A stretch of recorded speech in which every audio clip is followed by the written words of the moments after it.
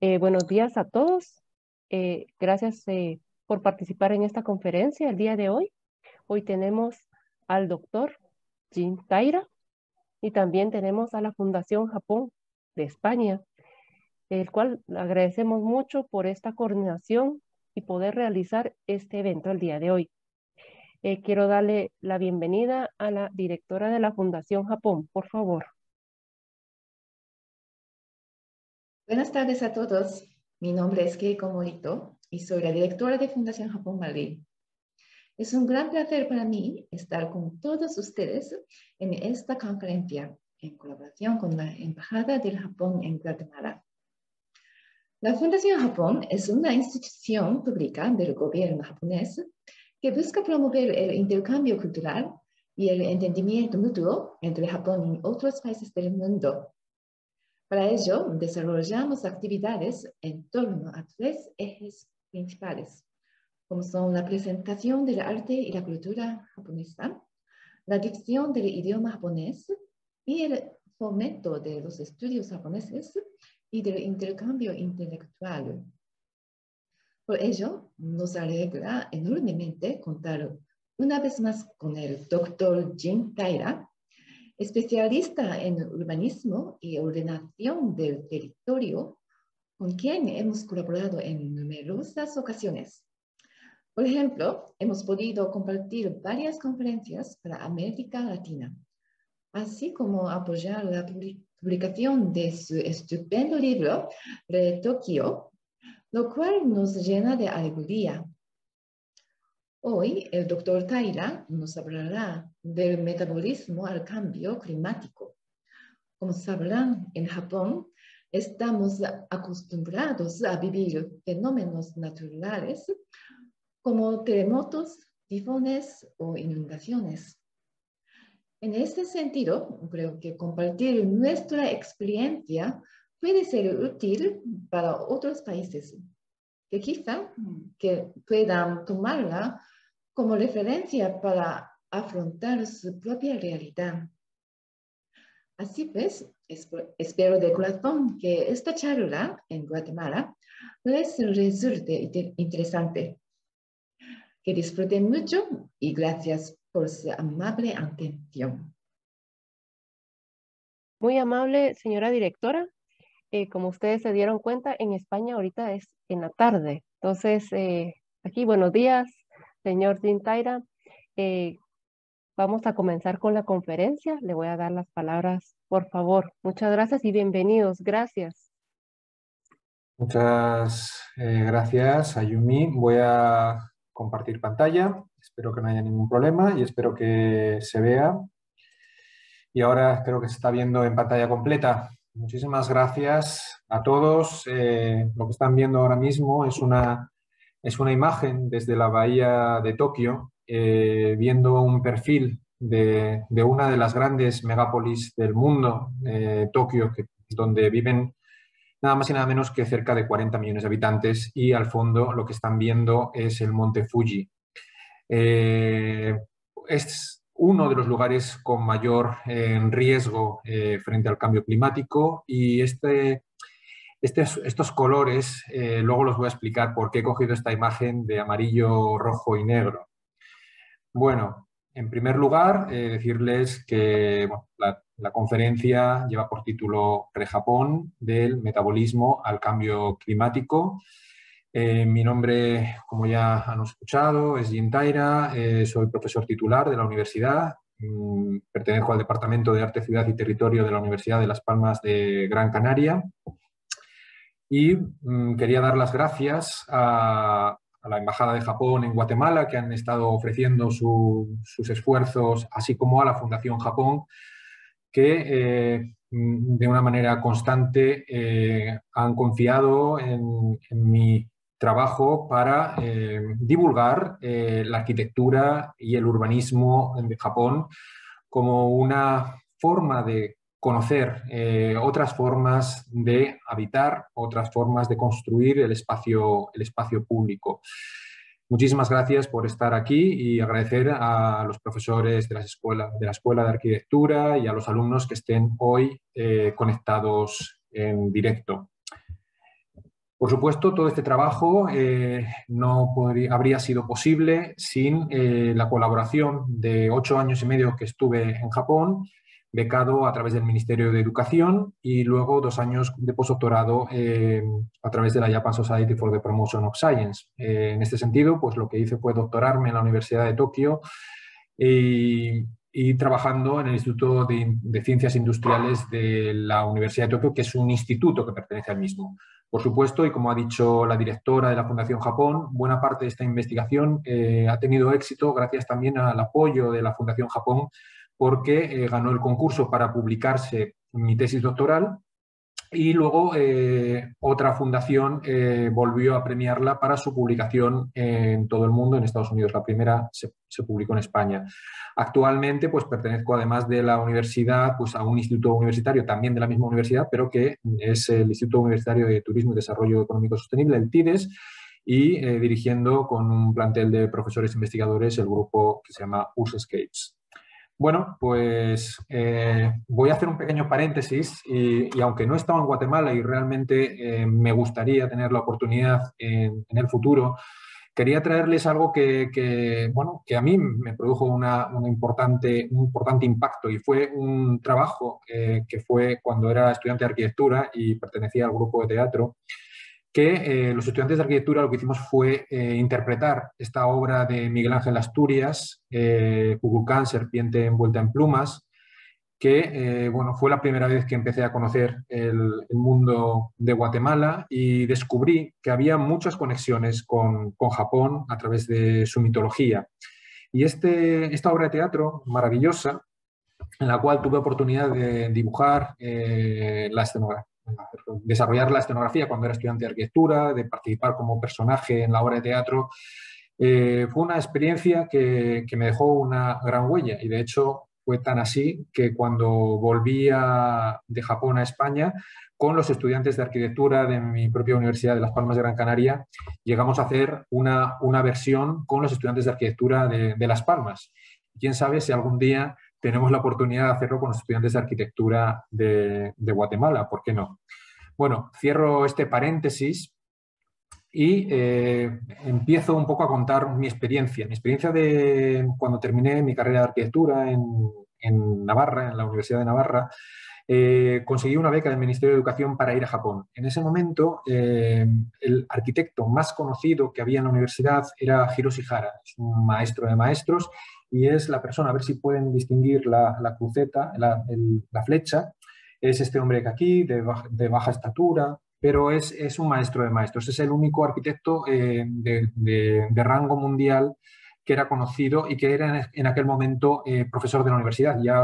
Fumihiko Maki ya había dejado de dar clase, y este hombre estaba interesado en desarrollar una serie de teorías en donde, por una parte, se inspiraba en la arquitectura desarrollada espontáneamente en diferentes entornos, mezclada con aspectos de la semiótica y aspectos matemáticos. Y todo esto combinado dio pie a una serie de teorías que trajeron una gran influencia en los arquitectos sobre los cuales este arquitecto y maestro fue su maestro, ¿no?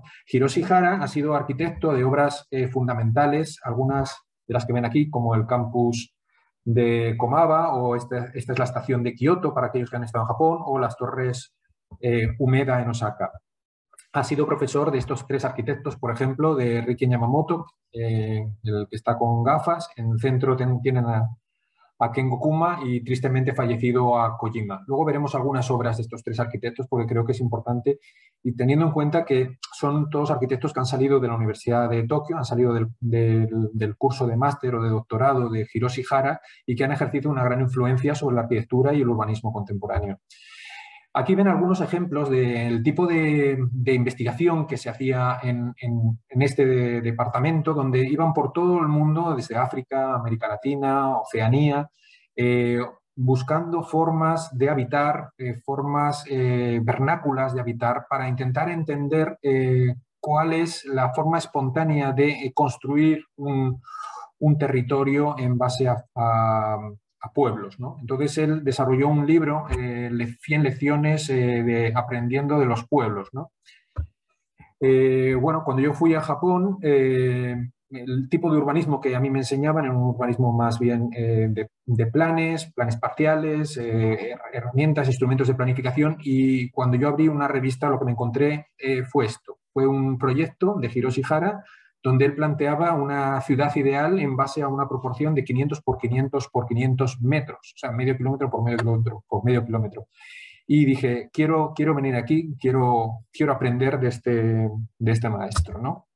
Cuando yo llegué, estaban preparando este proyecto basado en el anterior que han visto. Era una exposición de Discrete City, o la ciudad discreta, donde ven que se creaba un modelo de 5x5x5 y al mismo tiempo volvían a incorporar ese módulo de 5x5x5 en un espacio de 500x500x500. En la misma exposición aparecía gente como Zaera Polo cuando estaba preparando todavía el proyecto de la terminal de Yokohama, o proyectos del propio Kengo Kuma.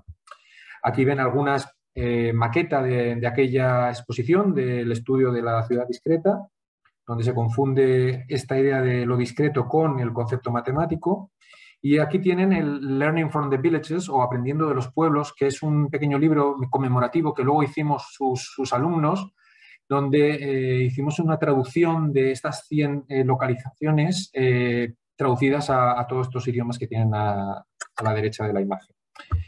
Bueno, ¿qué estuve haciendo? Pues lo que en Japón, pues básicamente son esta trilogía de estudios, que los vamos a ver muy rápido, que son un estudio que hice en el máster que se llama Redefinición, Retokyo, que es lo que tienen en medio y que es un estudio que hice de mi tesis doctoral, y Rekyojima, un estudio de postdoctorado en donde estudio algo ya más en concreto, una zona que está en alto riesgo en la propia ciudad de Tokio. Bueno, Redefinición y Retokyo y Rekyojima fue el estudio que hice durante 8 años y medio, pero al llegar aquí me encontré con la posibilidad de empezar a hacer un trabajo mucho más genérico, mucho más abierto y de divulgación, para que la gente conociese un poco la forma de habitar o la forma de construir en Japón. Y por eso inicié una nueva línea entre Redefinición y Retokyo, que se llamaba Rejapón, y de ahí viene el título de la presentación que tenemos hoy. Bueno, en cuanto a Redefinición, estas son imágenes de mi tesis de máster. Lo que viene un poco a decir es que en cualquier momento todo está cambiando, en cualquier momento y en cualquier lugar. Entonces, intentaba entender cuáles esos mecanismos de cambio y cómo podría llegar a entenderlos para saber qué tipo de arquitecto, qué tipo de herramientas podríamos desarrollar para poder diseñar en el futuro. En base a esta tesis de máster, donde básicamente es una idea de intentar coleccionar formas de transformación, en vez de coleccionar objetos como hace Bas Bourdin o Le Corbusier, coleccionando coches para saber cuál sería el siguiente, lo que colecciono realmente son verbos y atributos, es decir, un catálogo semántico que me lleva a tener un sistema, una metodología genérica, que quizás se podría aplicar a un contexto muy ambicioso. Y esto fue lo que hice con Retokyo. ¿Qué es lo que es Retokyo? Pues básicamente Retokyo es un estudio de 400 años de historia de una de las grandes urbes del mundo, y que intenta explicar cómo la ciudad ha cambiado en base a coleccionar verbos y atributos. Aquí vemos qué es Tokio, ¿no? Tokio es una ciudad explosiva, de grandes escalas, de pequeñas escalas, de grandes sistemas de movilidad, de grandes rascacielos que se tienen que enfrentar a los problemas de los terremotos, una ciudad de grandes sorpresas, de gran tecnología, de gran gastronomía, de increíbles espacios donde uno se puede imaginar a veces entrando en pequeños bares, el tipo de escala de lo grande, de lo pequeño, la ciudad de día, la ciudad de noche, como es estas imágenes de Roppongi, ¿no? Una ciudad sofisticada y al mismo tiempo puede llegar a ser una ciudad cercana, una ciudad realmente llena de misterios. Y en base a este trabajo, aquí ven un poco lo que es el resultado. Pues el resultado al final es un estudio, una colección de verbos y atributos que me permite, como tesis doctoral, explicar cómo la ciudad se ha transformado. Al final es un estudio de la historia, es un método analítico puede ser un manual de diseño y de perspectiva urbana, como no, o para entender cómo podría ser la ciudad en el futuro, en este caso la ciudad de Tokio.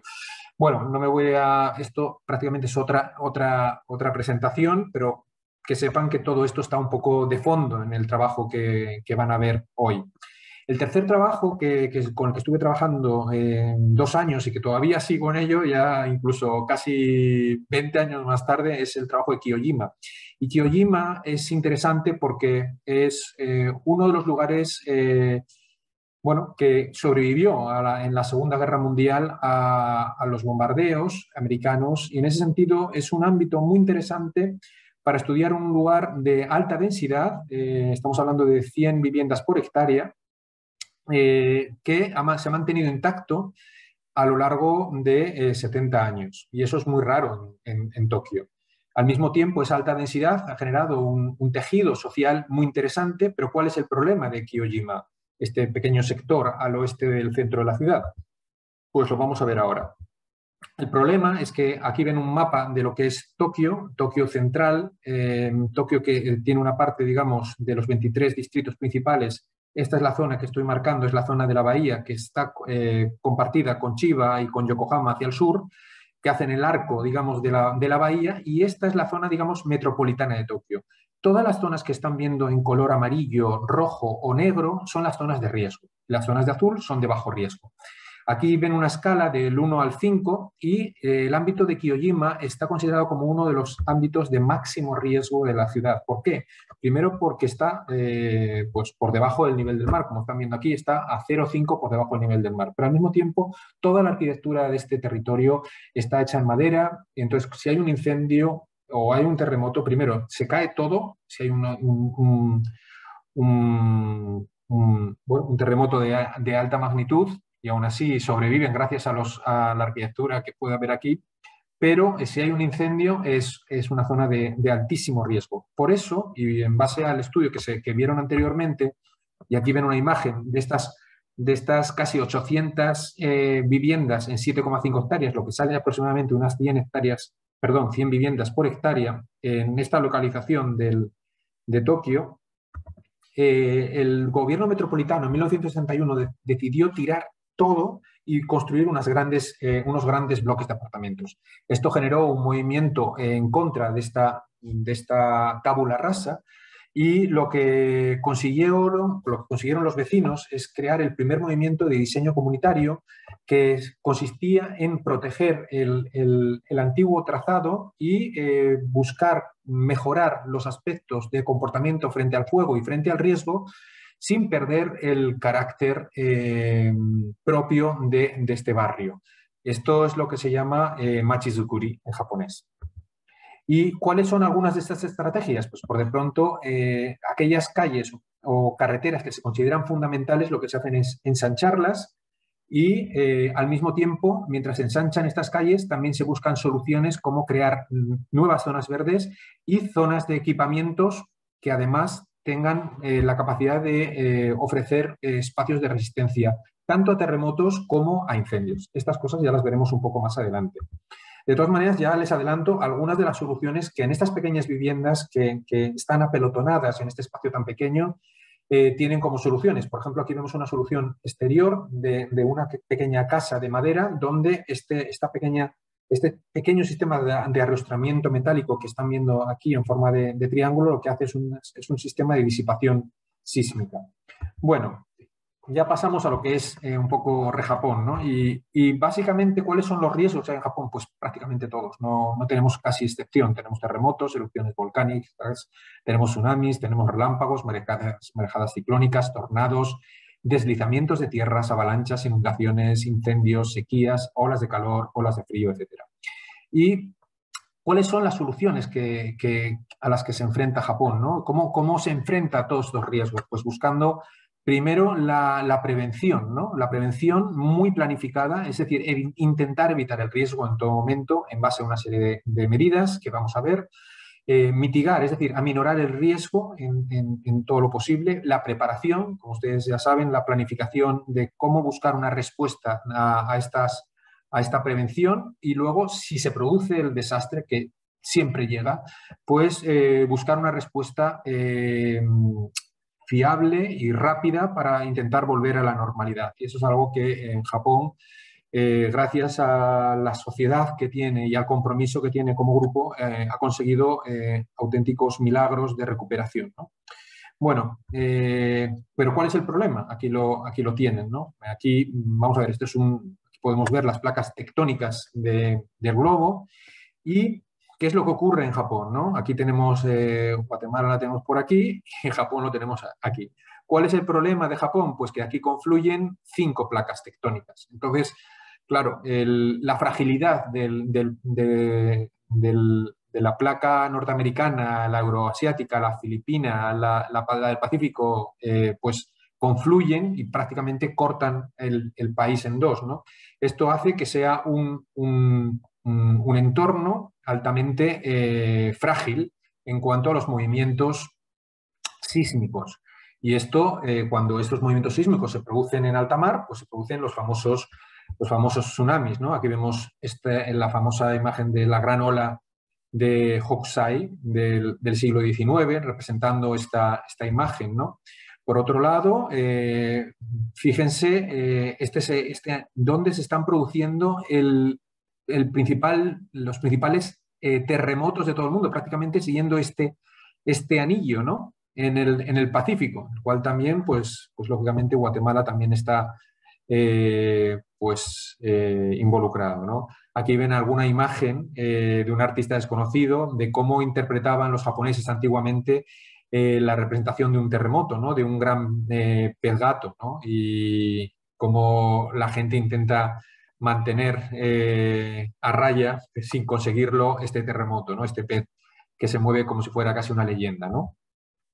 El otro problema es además que esta no solamente es un anillo de movimiento, sino que es el anillo de fuego, es donde se producen el mayor número de erupciones volcánicas de todo el mundo. O sea que no hay un lugar con mayor riesgo. Es que casi uno diría, ¿cómo es posible que en el lugar más frágil y más peligroso del mundo se ha ubicado una de las poblaciones con mayor densidad del mundo?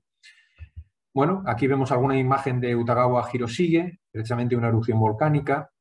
Y otro de los aspectos importantes, no solamente estas erupciones, sino también el problema de los ciclones, los taifun que asolan Japón constantemente. Aquí ven una cartografía de los diferentes tifones que afectan Japón. Uno de los aspectos fundamentales, y eso también tengo que comentarlo, es precisamente que gracias a el sistema de satélites y al sistema de sensores, tanto los terremotos como los tsunamis, como las erupciones volcánicas o el seguimiento de los tifones, son seguidos a través de un sistema de sensores que permiten automáticamente, a través de satélites y a través de la Agencia Nacional de Meteorología, informar activamente a todos. Primero, hay un sistema de sensores por toda la costa y al mismo tiempo permite avisar rápidamente a todos los ciudadanos a través de sus móviles, cosa que tecnológicamente es fundamental para intentar minimizar al máximo y buscar soluciones inmediatas ya directamente desde este aparatito, ¿no? Bueno, otro aspecto, y aquí lo vemos, el efecto de las fuertes tormentas en una pintura de Hiroshige. Y esto es lo que tenemos en Japón, ¿no? Tenemos una geografía de 6.852 islas. Las principales, ¿cuáles son? La Hokkaido, de donde es mi padre, aquí del norte de Japón. Está Honshu, que es esta que tiene un poco forma de plátano casi, Shikoku, que es esta que ven aquí, y luego Kyushu, que está al sur. ¿Dónde se ubica la población? Si ustedes ven esta geografía, prácticamente todo es montañoso. Y el 70% de Japón es montañoso y obliga a que prácticamente solamente en las planicies, como la de Ishikari o la de Kanto o la de Nobi y la de Osaka, que están en la isla de Honshu, es donde se ubica prácticamente el 90% de la población de Japón. Estamos hablando de una población en Japón de unos 125, 126 millones, imagínense que a pesar de los problemas de envejecimiento que tiene el país, tienen que entender que buena parte de toda esa población, por ejemplo, Tokio, se ubican 40, toda esa zona de la bahía se ubican 40 millones. Es decir, o sea que un tercio de la población de todo Japón se concentra en esta pequeña bahía que están viendo aquí. Y el problema, de todas maneras, es que el paulatino envejecimiento de la población está generando graves problemas de cómo mantenemos la economía de un país como Japón sin medios económicos o sin materias primas, mejor dicho, ¿no?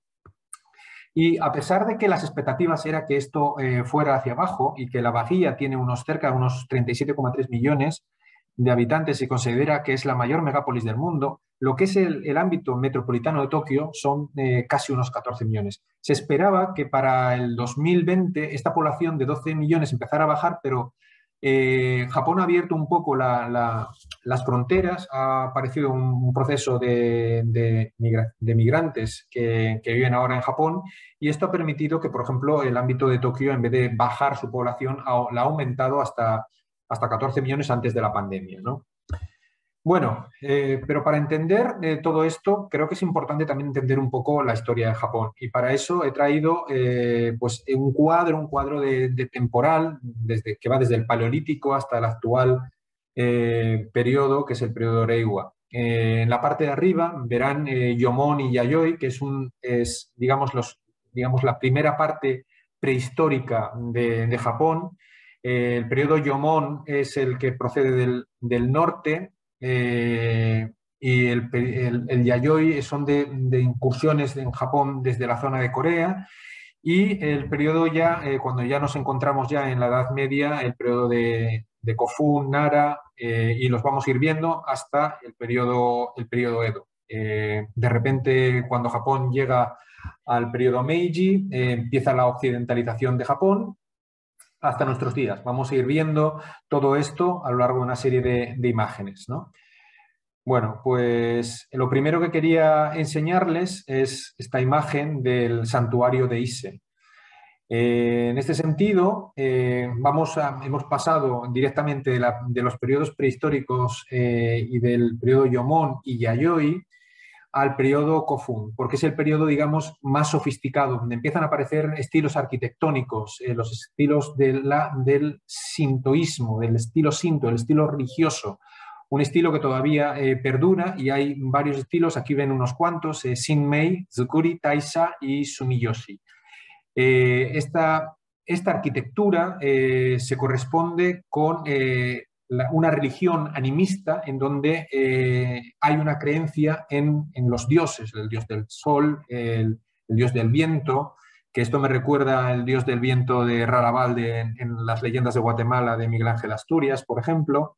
Y el santuario de Ise, y es algo muy importante, ¿cómo es posible que se vea casi nuevo toda esta arquitectura? Y es porque existe una larga tradición de artesanos que mantienen constantemente construyéndose y volviendo a reconstruir estos edificios de una manera muy singular. Estos santuarios, aquí lo ven construido, el santuario de Ise está en esta parcela, y aquí ven una parcela exactamente igual, pero vacía. Cada 20 años el santuario se desmonta y se vuelve a montar en la parcela contigua, y así sucesivamente cada 20 años. Es la constante renovación de una idea donde al final lo efímero forma parte de la forma de entender la idea del cambio. Esto que estaba hablando al principio sobre la redefinición no es una idea esencial inamovible, sino que es la propia esencia de la transformación de las cosas.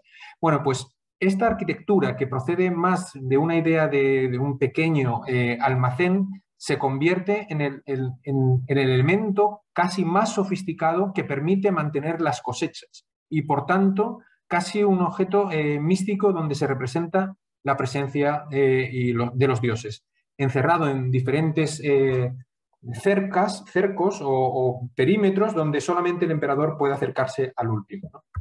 Aquí vemos alguna imagen de este tipo de arquitectura. ¿Qué ocurre en el periodo Nara? Pues que aparece la influencia de China. La influencia de China, aunque sigue existiendo arquitectura de Shinto, se deja ver en Horyuji o Tosodaiji. En este sentido, podemos hablar de una nueva influencia, que es el budismo, que adquiere condición de religión de Estado. Y aquí estamos viendo Horyuji, y esta pagoda la volveremos a ver en un par de ocasiones a lo largo de la presentación. Estamos viendo aquí precisamente este templo budista que tiene una ordenación con ejes de simetría y con esta arquitectura con una influencia china, pero que luego pasa por un proceso de japonización donde los elementos mantienen un cierto control estético, ¿no? El siguiente periodo después del periodo Nara es el periodo Heian. Es un periodo donde está caracterizado por un tipo de arquitectura que es la residencia de la aristocracia. Una arquitectura básicamente que se abre hacia jardines interiores. Esto era un antiguo palacete que luego se convirtió en un pabellón o un templo budista, y este es el famoso Byodo-in Jodo Salón del Fénix. Aquí lo ven en otra de las imágenes, donde con forma de U se abren hacia un estanque y también es patrimonio de la humanidad. Pasamos de la escala de la arquitectura a la escala de la ciudad. Y esto no es una imagen de Japón, sino es una imagen de la ciudad de Xi'an, China, de la dinastía Tang, que al establecer relaciones con la corte japonesa, digamos que exportan el modelo urbano de China. En este caso aquí ven la ciudad de Xi'an, donde tiene un modelo donde la ciudad, el Palacio Imperial está en el centro, hay un eje de simetría que corta la ciudad en dos, las parcelas principales de los nobles se encuentran cerca de los palacios, los mercados se encuentran uno a cada lado, y luego la ciudad, donde básicamente se ordena de tal manera que al norte hay unas montañas, al sur hay una zona húmeda, al este hay un río y al oeste hay un camino importante. Bueno, pues este modelo se transmite a Japón a lo largo de diferentes ciudades imperiales, como la ciudad imperial de Nara, pero se estabiliza en lo que es la ciudad de Heian-kyo, la actual Kioto.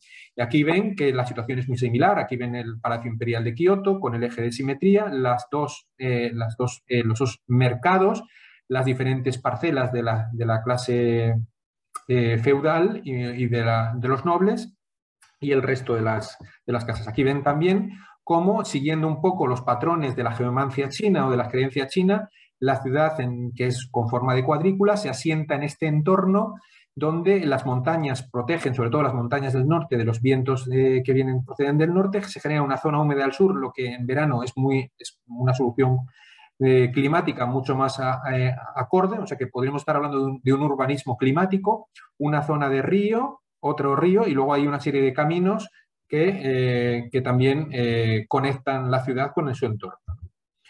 Otro de los grandes momentos es cuando el periodo Heian se viene abajo, es el que hemos visto ahora, y entonces surge la hegemonía del shogunato, de los samuráis. Después de los Minamoto vencer a los Taira, mis antiguos antepasados, construyen lo que se llama el Bakufu, el shogunato, que es el gobierno de la cortina. Y esto me vuelve a recordar un poco la cortina de la obra de Miguel Ángel Asturias, ¿no? Entonces, aquí ven uno de los grandes ejemplos, que es el santuario de Utsukushima, que es un santuario donde hay una cierta simetría y una cierta asimetría y simetría en este templo santuario budista, donde hay un eje que enfoca hacia este tori o gran puerta, donde el mar sube y baja, y cuando baja la corriente, pues puede uno llegar ahí. Otro de los grandes ejemplos, pero ya en la siguiente periodo, es el periodo Muromachi, donde se llega a un momento de gran brillantez, porque aparecen dos estilos muy importantes. Uno, el que están viendo ahora, que es el de la arquitectura budista zen, con este jardín de piedra, y otro, el Shoin, que es el estilo de la arquitectura residencial de la clase guerrera, que lo vemos representado en este proyecto de Ginkakuji del siglo XV. Me gustaría explicar todo esto con mucho más tiempo, pero lógicamente es solamente para que tengan todos estos aspectos de referencia. Estamos pasando por toda la historia de la arquitectura japonesa de una manera casi, bueno, muy rápida, ¿no? Otro de los momentos críticos es cuando, en este momento donde hay un gran poder por parte de los diferentes clanes de samurái, es la aparición de los castillos como elemento de defensa. En este caso estamos viendo un castillo de Himei, y es el periodo que podríamos llamar de Azuchi y Momoyama. Es un momento en donde aflora la arquitectura militar, una arquitectura militar que se ubica muchas veces en grandes altos para defender una serie de lugares estratégicos, y para poder planificar este tipo de castillos lo que se utilizaba era la técnica del Nawabari, que es colocar una cuerda en base a una topografía y de esta manera se configuraba una especie de laberinto para definir un poco la arquitectura de estos castillos. Cuando poco a poco se empieza a pacificar el país de Japón, empiezan a aparecer ya castillos en planicies. Este es el caso de Himeji, que lo hemos visto anteriormente, que es la imagen, y el otro gran ejemplo sería Tokio, ¿no? Bueno, entonces efectivamente estamos en el periodo ya Edo. El periodo Edo se caracteriza además por dos estilos casi que diría que se contraponen. Uno que podría ser una arquitectura palaciega, que es la famosa Villa Katsura, y una arquitectura militar que es el Gongen Zukuri, que está en el santuario de Nikko. Acaban de ver ahora una imagen muy sobria, que es la que están viendo ahora, y fíjense el contraste con la arquitectura Gongen Zukuri, ¿no? Que es todo lo contrario, podría ser una especie de barroco clásico, ¿no? En Europa. Bueno, pues de aquí pasamos de la escala de arquitectura, pasamos a la escala de la ciudad. ¿Qué había en Tokio en aquel momento? No había Tokio. Tokio no existía. Tokio solamente lo que había era una bahía, que es este arco, una parte del arco de la bahía que tenemos aquí, y solamente había una serie de pueblos y un castillo, el castillo de Otadokan. En ese sentido, además ven que hay una especie de forma de cordillera con forma de mano. Por eso toda esta zona se llama Yamanote, que además luego es la que adquiriría el nombre de la principal línea de metro o tren circular, que es la línea de Yamanote Line, ¿no? Esta es la zona de Edo en 1460, y lo que hace en este momento el plan Tokugawa, que consiguen pacificar todo el país, es coger el castillo, lo ponen en el centro y ubican a los shogunes o generales en la zona este, y en la zona sur a los criados o siervos de estos señores en esta zona este-norte, y luego al pueblo en la zona oeste, en terreno ganado al mar. De alguna manera, esta planificación es una mezcla entre la arquitectura del antiguo Kioto, de la cuadrícula que han visto antes, y el tipo de castillo Nawabari, que se colocaba en los montes. O sea, sumando estos dos, se convierte en una ordenación para el caso de Edo, que luego sería el futuro Tokio, pero en base a una ordenación en forma de espiral. Imagínense una cuadrícula que le damos una vuelta retorcida sobre sí misma, y esto es un poco el planeamiento de la ciudad de Edo. Aquí ven alguna imagen ya del siglo XVIII. Y, bueno, ¿qué le pasa a una ciudad como esta? Es una ciudad que, como ven, esa espiral no era solamente un camino, era un gran canal de protección que rodeaba el castillo. Entonces, esta gran espiral no impidió que, a pesar de ello, los incendios fuesen muy habituales en Japón. Y sobre todo en Edo, porque fue una de las grandes ciudades del mundo con una densidad de población altísima, y como había terremotos y a veces se cocinaba en casa y los vientos eran muy fuertes, eran muy habituales los incendios. En este sentido, vemos el ejemplo de uno de los incendios más terribles que asolaron la ciudad de Tokio, que es el incendio de Meireki de 1657. Y para evitar, aunque están catalogados más de 800 incendios en los 260 primeros años de historia de la ciudad de Edo, que recibían el nombre de flores de Edo, cada uno de los incendios, se decidió crear cortafuegos. Y estos cortafuegos, como pueden ver en esta imagen, son estas líneas rojas o manchas rojas que intentan ser lugares donde se intenta frenar el avance del fuego, a pesar de que existiera esto, nunca se pudo evitar del todo, ¿no? ¿Y qué es lo que había? Pues lo que había es que teníamos, antes he hablado de los artesanos. Los artesanos, antes no había arquitectos en Japón, lo que había eran carpinteros, los daiku.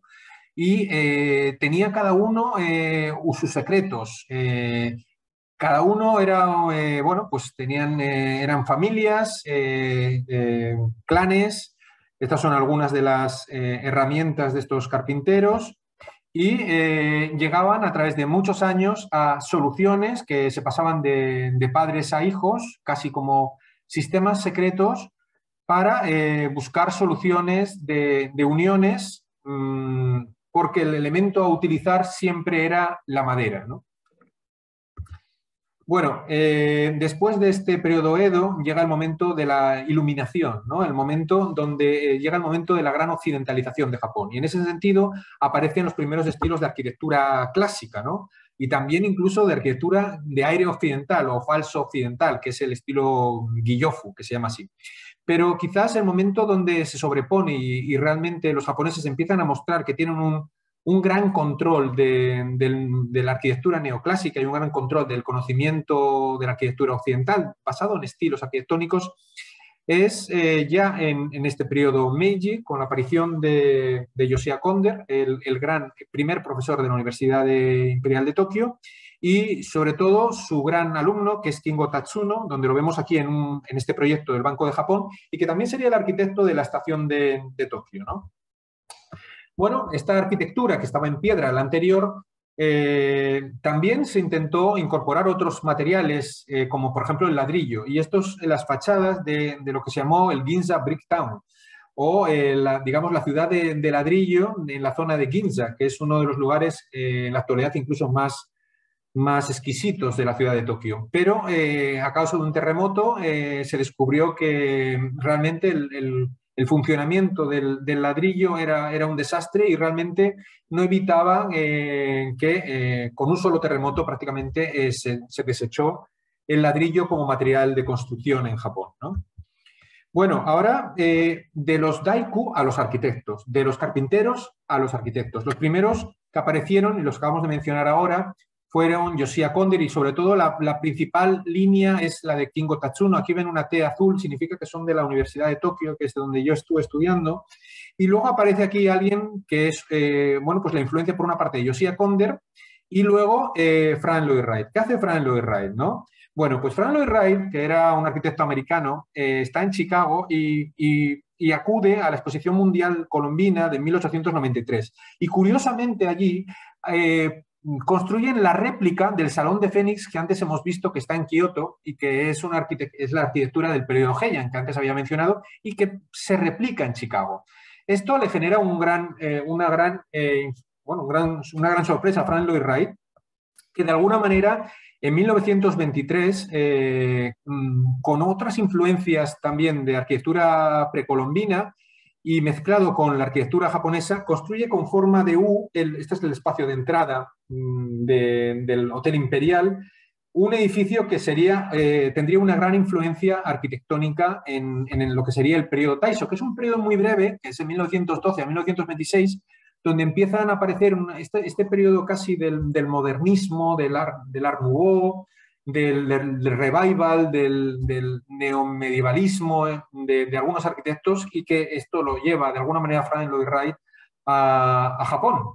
Pero está caracterizado sobre todo por el gran terremoto de 1923, que bueno, fue un auténtico desastre. Fue un terremoto que generó al mismo tiempo, combinado con vientos y con incendios que se produjeron en muchos sitios, prácticamente la muerte de cerca de 100.000 personas, la pérdida de 250.000 viviendas o 450.000 destruidas, ¿no? El desplazamiento de más de 1,5 millones de personas. Aquí ven algunas imágenes, prácticamente la ciudad arrasada de cero, pero curiosamente aquí ven imágenes del palacio, del Hotel Imperial de Frank Lloyd Wright. Se mantuvo, ¿no? Muchas de las personas adujeron que todo fue debido precisamente a la solución antisísmica del proyecto. Aquí vemos alguna sección constructiva donde funciona a base de pilotes y una serie de lo que son zapatas con forma troncocónica. Aún así, hay algunos estudiosos que han dicho que realmente no fue gracias a esta cimentación por lo que resistió también el proyecto este gran terremoto, sino precisamente por tener un punto de gravedad más bajo, la regularidad de la estructura y separar en diferentes módulos y bloques el proyecto del hotel.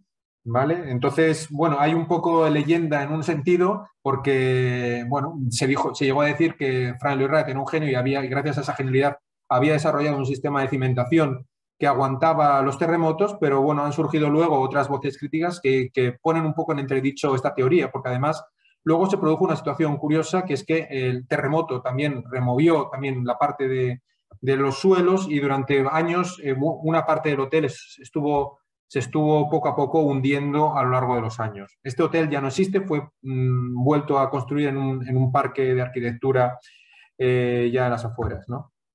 Otro de los aspectos que se hicieron es qué se hizo para cortar los cortafuegos después de este gran terremoto de 1923 en Tokio. Lo que se hizo fue ensanchar algunas de las calles, pero no todas, sobre todo en la zona de Ginza, intentar ampliar los espacios con plazas un poco más abiertas en los extremos de los puentes y crear algunos parques para proteger a la gente cuando escapaba, ¿no? Bueno, ahora vamos a pasar a un momento muy interesante, que es el segundo. Después de haber hablado de Josiah Conder y Frank Lloyd Wright, creo que es un momento crítico para hablar por una parte, de Le Corbusier y Alex Raymond. Raymond era un arquitecto que había trabajado para Frank Lloyd Wright. Luego Le Corbusier fue maestro de dos arquitectos clave, como son Junzo Sakakura y Kunio Maekawa, que trabajaron para él, y Maekawa trabajó también para Raymond. Y luego Hideto Kishida, que había sido alumno de Kinko Tatsuno y que tendrán una influencia por una parte, en la gran figura de lo que sería el metabolismo japonés, en la figura de Kenzo Tange. Y estos son los grandes metabolistas, principalmente Sachio Tani, Otaka, Fumihiko Maki, Kikutake, y luego un poco más jóvenes también Arata Isozaki y Kiso Kurokawa, aunque Arata Isozaki se considera él mismo que no pertenece al grupo de los metabolistas, pero hay que reconocer que sí que intervino y colaboró en muchos de sus proyectos. Y luego, volviendo otra vez donde está Hiroshi Hara en este cuadro, pues lo tienen aquí arriba como alumno de Hideto Kishida, también de la Universidad de Tokio, ¿no? Bueno, en este sentido, ¿de qué estamos hablando? Estamos hablando de un momento, el periodo Showa, donde hay dos estilos. Por una parte, el estilo del movimiento moderno, de un proyecto como el que están viendo ahora, de Junzo Sakakura, como alumno de Le Corbusier, o el metabolismo de Kenzo Tange, ¿no? ¿Qué es lo que ocurre en este periodo? Pues uno de los grandes desastres fue precisamente el bombardeo americano. Y para evitar este bombardeo, al principio había un plan en Tokio de intentar generar dos anillos verdes, pero al final estos anillos verdes se convirtieron al final en zonas desgraciadamente, para baterías antiaéreas. Bueno, eso es un problema de la guerra. Y aquí ven un poco el desastre de Tokio, ¿no? El desastre de la ciudad, cómo queda arrasada. Vienen las bombas atómicas, la desaparición de la figura del emperador como una figura sagrada, hace su famoso discurso radiofónico, aparecen los americanos en la cultura americana pensando que iba a ser algo muy dañino y no lo fue, porque realmente luego no hubo una situación tan dramática como se esperaban los propios japoneses, pero bueno, estuvieron desde el 1945 hasta 1953, cuando se van los americanos y Japón se convierte en aliado americano para la guerra de Corea.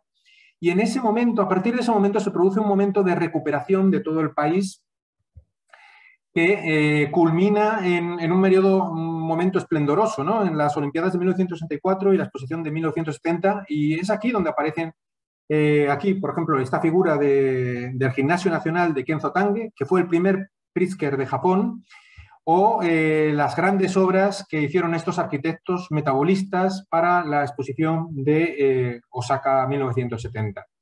¿Qué es lo que está ocurriendo en Japón en este momento? Pues básicamente que desde finales del siglo XIX, cuando comienza la occidentalización de Japón, se produce un crecimiento rapidísimo de la urbe y la megápolis de Tokio, con grandísimos problemas de superpoblación, con problemas ecológicos que afectan a la población. Este es el famoso envenenamiento por el caso de Minamata, por el envenenamiento por mercurio, que hace que aparezcan diferentes movimientos sociales en Japón para intentar frenar un poco el impacto de esta industrialización en este periodo. Problemas, pues que prácticamente las casas son cada vez más pequeñas, las mismas viviendas sirve como dormitorio, como sala estar, como sala de comedor, hay veces en situaciones muy difíciles de infravivienda, precisamente porque no hay espacio. Y en esta situación tan caótica aparece la figura de los arquitectos metabolistas, donde planean una propuesta de nuevo urbanismo, una ciudad de futuro, que es un manifiesto, ¿no? Donde incluso se discute y se plantea cómo se puede utilizar la arquitectura tradicional japonesa como inspiración para este nuevo movimiento, ¿no? No es un movimiento único, no es un movimiento que solo aparece en Japón, también hay otros registros que aparecen en Inglaterra a través del grupo Archigram y que después florecería a través de la obra de arquitectos en Europa, por ejemplo, Norman Foster o Richard Rogers, que desgraciadamente ha fallecido hace poco, ¿no? ¿Qué es para Kawazoe el metabolismo? Pues es el nombre de este grupo, aquí lo ven aquí escrito, en el que cada miembro lo que hace es proponer diseños futuros del mundo que viene a través de diseños concretos e ilustraciones. Nos referimos a una sociedad humana como un proceso vital. La razón por la que utilizamos esta palabra biológica, metabolismo, es porque creemos que el diseño y la tecnología deben ser el detonante de la vitalidad humana. Esta es un poco la clave de por qué figura la palabra metabolismo vinculado al diseño y vinculado a la tecnología. Y esta forma de pensar será un aliciente increíble para crear nuevos modelos de ciudad y nuevos modelos de arquitectura que a día de hoy han tenido una gran influencia. Los principales, aquí aparecen propuestas de nuevo urbanismo por Kawazoe, Kikutake, Okada, Maki, Kurokawa, pero los principales y los que trascenderían serían precisamente Kikutake, Maki y Kurokawa. Kenzo Tange, que es, digamos, el padrino de este movimiento, además tiene una gran obsesión por la arquitectura del Shinto, la arquitectura que hemos visto antes del santuario de Ise. Fíjense que él escribe este libro con Kawazoe que se llama Ise, prototipo de la arquitectura japonesa. Y también escribe este libro, Katsura, que también se lo he mencionado hace poco con las fotografías maravillosas de Yasuhiro Ishimoto. Es un libro de 1960. Bueno, pues aquí les enseño uno de los primeros ejemplos de arquitectura que planifica Kenzo Tange en 1942 en el periodo de entreguerras, justo en medio de la Segunda Guerra Mundial, y plantea una conexión de un monumento conectando Tokio con el monte Fuji que se encuentra aquí. En ese camino intermedio plantea un gran monumento a la coprosperidad, de una gran Asia, y fíjense cómo aquí la arquitectura está completamente inspirada en el prototipo de la arquitectura de Ise, curiosamente. Además, luego también él sería el arquitecto que diseñaría el gran parque memorial de Hiroshima, ¿no? Aquí lo ven con algunas de estas imágenes. Y el resultado de este proyecto, que empieza a construir en 1948 y se termina en 1955. Resulta curioso cómo esta arquitectura, de una gran influencia del movimiento moderno, de sus maestros que trabajaron con Le Corbusier, luego se convierte en una arquitectura más vernácula en su propia vivienda de 1953, ¿no? Pero siguiendo algunos elementos del pabellón que hemos visto anteriormente que está construido en Hiroshima. Otra de las grandes propuestas de Kenzo Tange es precisamente su plan de 1960, que tiene digamos, un premomento cuando él se va a enseñar a Boston con alumnos del MIT en 1959 un curso a estos estudiantes americanos. Y con estas ideas de cómo intervenir y cómo construir sobre el mar, sobre la bahía, cerca de Boston, él llega y aunque ya había varias ideas de cómo intervenir en la bahía de Tokio para ver y buscar una solución a la gran superpoblación y a los grandes problemas que se enfrentaba la ciudad de Tokio, él plantea un gran proyecto para incorporar a 10 millones de habitantes en medio de la bahía con un nuevo tipo de sistema, no basado en un sistema concéntrico, que es la ciudad habitual, sino con un sistema en línea, ¿no?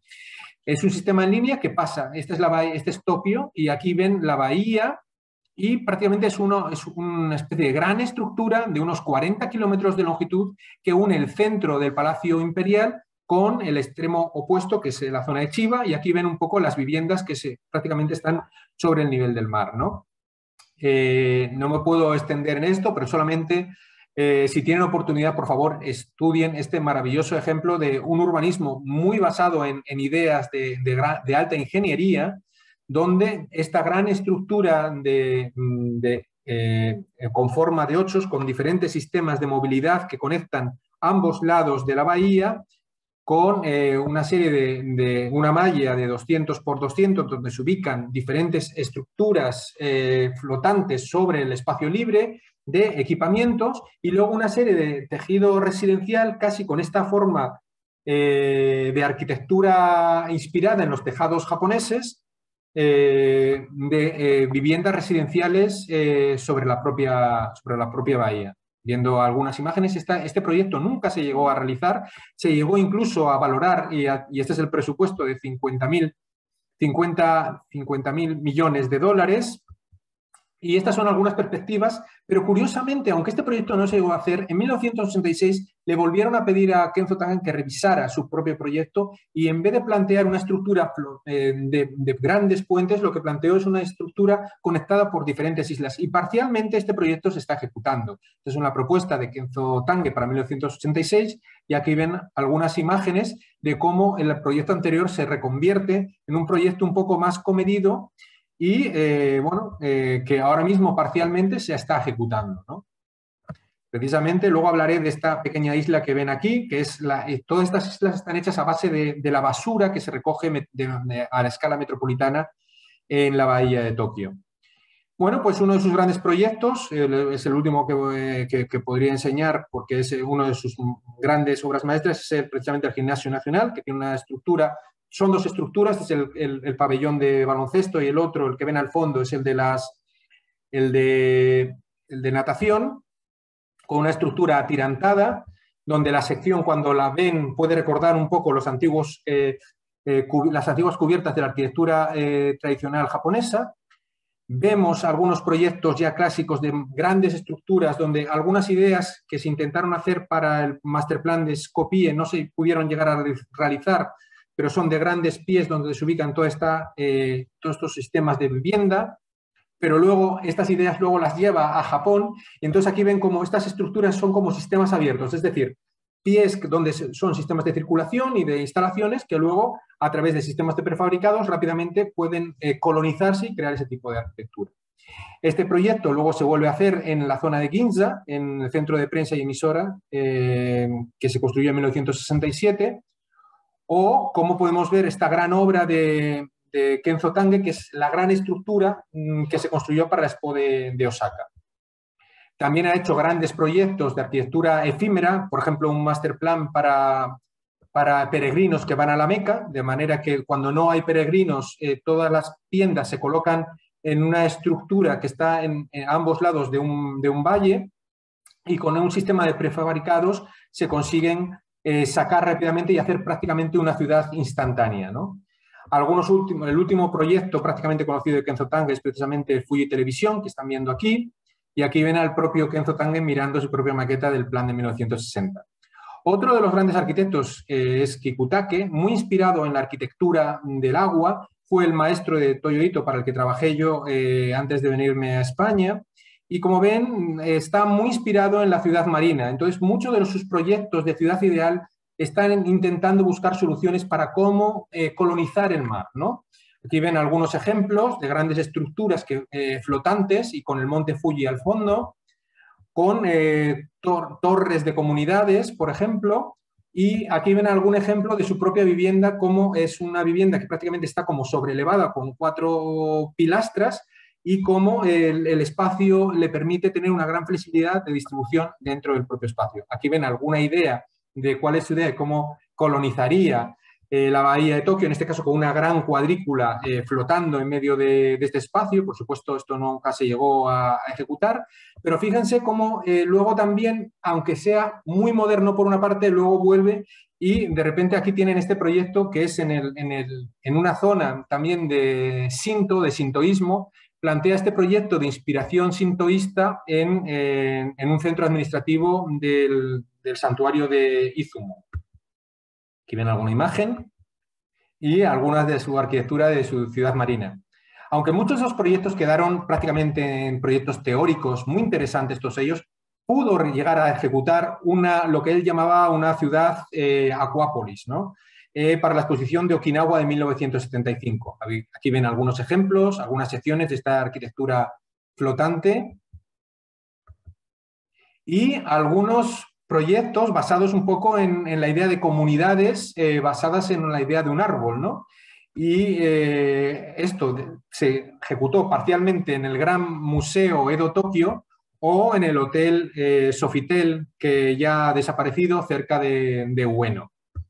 Bueno, otro de los grandes personas que yo llegué incluso a conocer personalmente fue Kiso Kurokawa, y un arquitecto muy joven que planteaba una idea muy curiosa de casi en este caso incluso el metabolismo se convierte en una figura de una persona que está creando con forma de ciudad. Aquí ven la cabeza, los pies y las manos, una idea casi metabólica para crear una planificación la verdad es que desarrolló una gran cantidad de ideas. Esta es una idea también de una ciudad oceánica en la propia bahía de Tokio en 1961, o una ciudad hélice.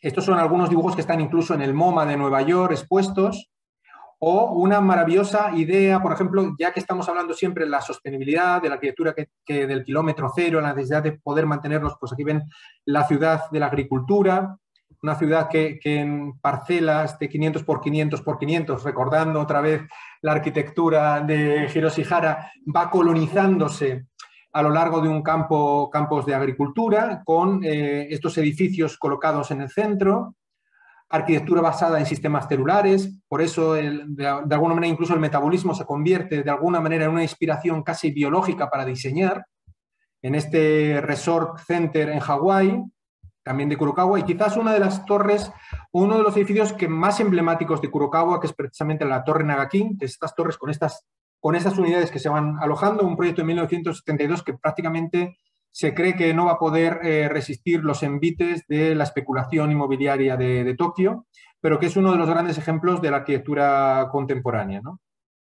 Aquí ven las unidades construidas, prefabricadas, y algo muy parecido hecho para su propia vivienda, diseñada en el mismo año, 1972. Ya llegamos a Sachio Otani, que es un alumno directo de Kenzo Tange, donde aquí plantea, por ejemplo, una ciudad de una idea de una pequeña manzana de viviendas, una propuesta en Kojimachi de alta densidad a través de una serie de patios y jardines, una idea muy interesante de residencial en una sola manzana, casi como un mad building residencial. Y luego uno de estos proyectos que son maravillosos, inspirado en aspectos vernaculares japoneses del Centro de Conferencias Internacional de Kioto, que todavía existe y que si van a Kioto, por favor, no dejen de visitar. Es un proyecto casi entre gran robot y la configuración un poco de configuraciones muy inspiradas en la arquitectura sintoísta, ¿no? Esta es una foto de yo llegando una vez de noche, ¿no? Casi es maravilloso, los jardines, casi los estanques y los espacios interiores. Y aunque todos los que hemos visto ahora son arquitectos, Kenji Ekuan es un diseñador industrial que, pues que también participó en este grupo de arquitectos y diseñó estos proyectos de ciudad, casi, por ejemplo, esta ciudad casi con forma de diamante, de unidades pequeñitas. Proyectos ideales que no se han ejecutado, otros de ellos sí. La verdad es que, por ejemplo, esta casa Tortuga, unas propuestas interesantes, y es el arquitecto que ha diseñado, por ejemplo, grandes productos conocidos en Japón, por ejemplo, como la botella Kikkoman, ¿no? Y bueno, aquí vemos con otros ejemplos de cómo diseñaba entonces y cómo diseña hoy en día este arquitecto o diseñador industrial. Para terminar, Fumihiko Maki, otro de los grandes metabolistas, muy basado en lo vernáculo y en la forma de habitar de otras comunidades, y cómo él, en vez de pensar en grandes estructuras, piensa en cómo construir el espacio intermedio, el espacio intersticial, y cómo inspirarse en él para crear, por ejemplo, uno de los grandes proyectos que se ha ejecutado desde 1969 hasta prácticamente nuestros días en varias fases, la zona, el barrio de Hillside Terrace en Tokio, ¿no? Aquí vemos algunas imágenes. Y el último gran ejemplo es Arata Isozaki. Arata Isozaki no se considera metabolista, pero fijaros que aquí aparece con este libro lo que él considera la arquitectura japonesa, y esto es una imagen del templo del santuario de Ise, que también lo tenía Kenzo Tange. Y también unos años más tarde publica este libro de Katsure, igual que había hecho también Kenzo Tange. Y aquí lo ven, él no se considera metabolista, pero al mismo tiempo ven aquí este proyecto de ciudades en el aire, que diseñado por Arata Isozaki, que está inspirado en los mismos preceptos del metabolismo, y cómo intenta desarrollar luego, cuando ya de adulto, y algunos de estos proyectos nunca pudieron llegar a construir, intenta volver a revender su idea en la librería de Qatar, en un proyecto de 2005. Algunos proyectos también diseñados de la ciudad en el aire de Shinjuku en 1960, y algunos de estos proyectos casi de brutalismo por el uso del hormigón llegan a realizarse como la librería de la prefectura de Oita, ¿no? En cambio, su vivienda es mucho más tranquila, mucho más de madera, mucho más silenciosa, casi como una casa de té. Y este arquitecto también, y yo tuve la oportunidad de trabajar con él, también ha hecho arquitectura también en Bilbao, y participé en este proyecto que están viendo aquí, que es el proyecto de estas torres, que se llama Isozaki Atea, ¿no? También ha diseñado este proyecto muy interesante de un edificio donde ven aquí estos huecos, y prácticamente es un proyecto que está en Barcelona, en la zona franca, y la idea de Isozaki aquí es que este proyecto no ocupase estos vacíos para que luego fuesen ocupados en el caso de que hubiese un cambio en la normativa, pudiesen ser ocupados con fines especulativos, ¿no?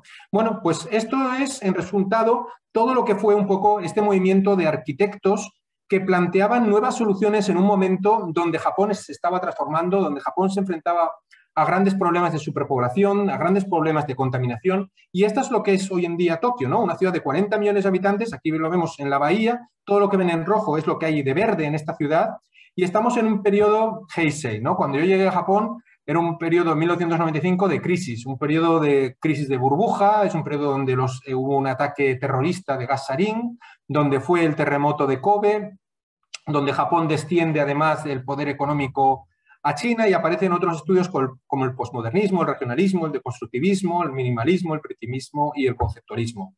Pero ¿qué pasa también en esta época? Pues que se produce el gran tsunami de marzo de 2011, que es un desastre, que, bueno, pues aquí vemos el efecto en Sendai de todas las zonas que fueron dañadas, que de la noche a la mañana soluciones que pretendían ser soluciones de contención no pudieron solventar el gran desastre de prácticamente, aquí tenemos todos los desechos que aparecen en la zona de Yamada en medio del mar, como prácticamente antes del desastre, esta es la imagen de la ciudad de Yamada y cómo finalmente es destruida con el paso del tsunami, o diferentes otras zonas como Onagawamachi o Miyakoshi.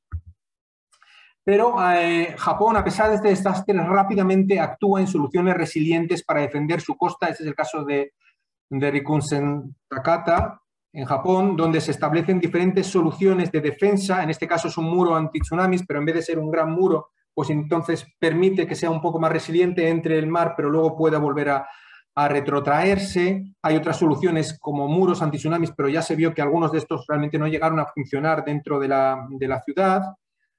También el desastre de Fukushima pues ha generado nuevos modelos, por ejemplo, de buscar soluciones a nuevos modelos energéticos.